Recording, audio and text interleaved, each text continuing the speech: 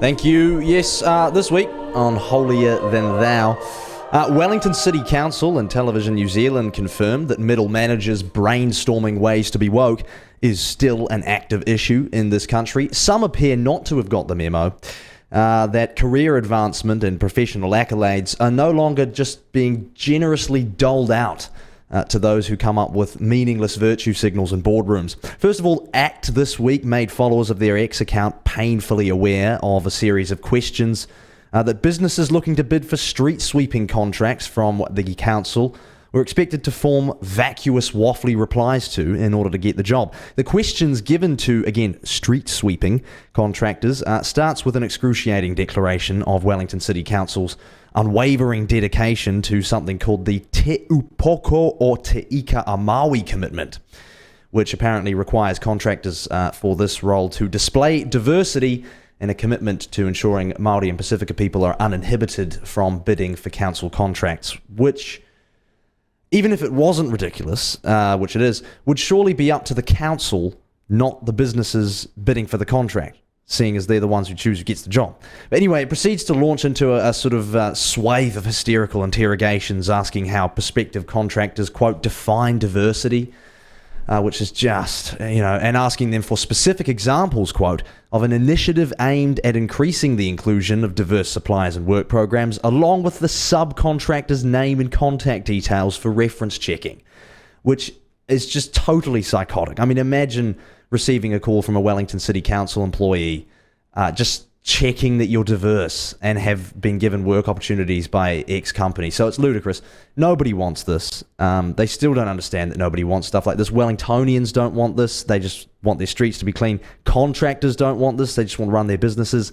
And street cleaners, I would imagine, don't want this. They just want to work and get paid, and they don't want to be constantly having to drone on about being diverse. And they don't want to be used as proof of sort of progressive policy by lanyard-wearing councils. So nobody wants this, and yet it's still happening. Also, this week we found out why Stats New Zealand wanted us to tell them what gender we identify as and our sexual preferences at the last census.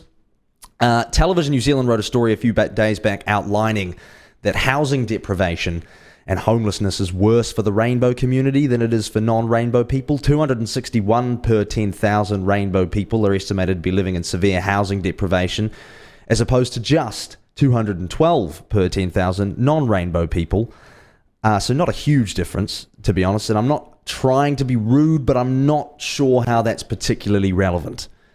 Surely the story is that there is a housing shortage, not like here's why the housing shortage is marginally worse for people whose gender identity differs from their biological sex. But Television New Zealand have for many years subscribed to the doctrine that this particular community is under particular duress and that its struggles are to be assigned particularly more weight and empathy as opposed to anyone else's. But of course they shouldn't be. Stories like this are pointless, and Television New Zealand of course went to an academic to explain how tough things are for queer people struggling to find a house. And that same academic refused to join us this morning, which is worth noting. Finally, Science and Innovation Minister Judith Collins announced that we're no longer going to be funding humanities and social sciences as part of the Marsden Fund initiative. This presumably means that less taxpayer money is going to be going to things like decolonising hospital waiting rooms and researching the effect of Māori lunar cycles on pregnancy outcomes. And now I'm not saying that conceptual philosophical ideas aren't valuable to society, because they absolutely can be, but these kinds of projects, as I say, are conceptual, philosophical, they're not science, and referring to them as science is laughable. So if you want to research, sort of decolonising hair salons or healing people with spoons, that's great, but it's not going to be getting grants from the public purse anymore.